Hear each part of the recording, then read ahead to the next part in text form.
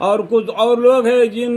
جن کا معاملہ خدا کے حکم آنے تک ملتوی ہے، خدا کے حکم آنے تک ملتوی، ان کو سزا دے گا یا ان کو توبہ قبول کر لے گا، اور اللہ تعالیٰ خوب جاننے والا ہے، بڑا حکمت والا ہے۔ اور بعض ایسے ہیں کہ جنہوں نے آج کے لیے مسجد بنائی ہے کہ اسلام کے ضرر پہنچانے میں، اور ان میں بیٹھ کر کفر کی باتیں کرے اور ایمانداروں میں تفریق ڈالے، اور اس شخص کی قیام کا سامان کرے جو اس کا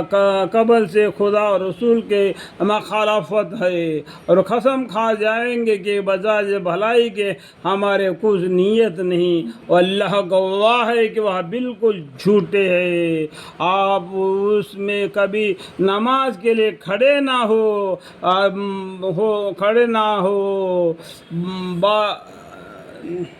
البتہ جس مسجد کے بنیاد اول دین سے تقوی پر رکھی گئی ہے، مراد مسجد کعبہ، اور واقع اس لائق ہے کہ آپ اس میں نماز کے لیے کھڑے ہو۔ اس میں ایسے آدمی ہیں کہ وہ خوب پاک ہونے کو پسند کرتے ہیں، اور اللہ تعالیٰ خوب پاک ہونے والوں کو پسند کرتا ہے۔ پھر آیا ایسا شخص بہتر ہے جس نے اپنی عمارت یعنی مسجد کے بنیاد خدا سے ڈرنے کی پر اور خدا کے خوشنودی پر رکھی ہو، یا وہ شخص کہ جس نے اپنی عمارت کی بنیاد کسی گھاٹی یعنی غار کے کنارے پر جو کہ گرنے ہی کو ہو رکھی، پھر وہ عمارت اس بانی کو لے کر آتش دوزخ میں گر پڑے۔ اللہ تعالیٰ اس ظالموں کو دین کے سمجھ ہی نہیں دیتا۔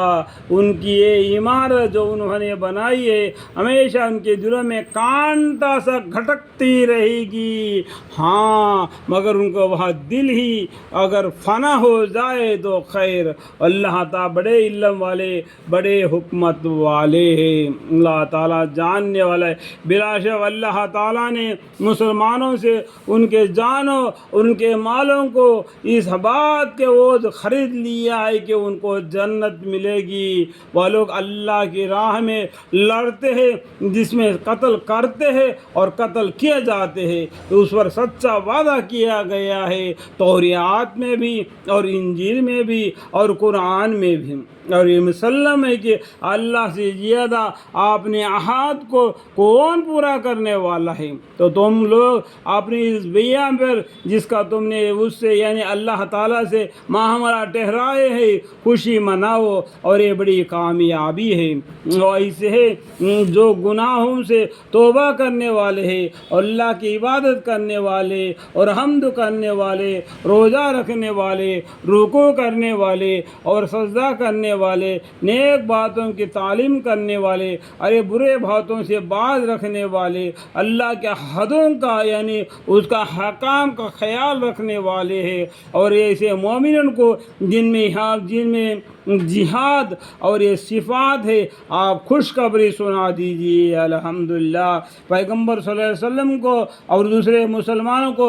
جائز نہیں کہ مشرکوں کے لیے مغفرت کی دعا مانگے، مشرکوں کے لیے مغفرت کی دعا مانگے، اگرچہ وہ رشتہ دار ہی کیوں نہ ہو، اس امر کے کہ ان پر ظاہر ہو جانے کے بعد یہ لوگ دوزخی ہے۔ اور ابراہیم علیہ السلام اپنے باپ کے لیے دعائے مغفرت کا مانگنا وہ بھی صرف وعدے کے سبب تھا جو انہوں نے اس سے وعدہ کر لیا تھا، پھر جب ان پر یہ بات ظاہر ہو گئی کہ وہ خدا کے دشمن ہیں یعنی کافر ہو کر مرا، تو وہ اس سے محض بے تعلق ہو گئے۔ وہ کا ابراہیم علیہ السلام بڑے رحیم المزار حلیم الطبیعہ تھے۔ اللہ تعالیٰ ایسا نہیں کرتا کسی قوم کو ہدایت کے پیچھے گمراہ کر دے جب تک کہ ان چیزوں کو صاف صاف نہ بتلا دے جن سے وہ بچتے رہے۔ بے شک اللہ تعالیٰ ہر چیز کو خوب جانتے ہیں، اللہ تعالیٰ ہر چیز کو خوب جانتے ہیں۔ ان اللہ بکل شیء علیم۔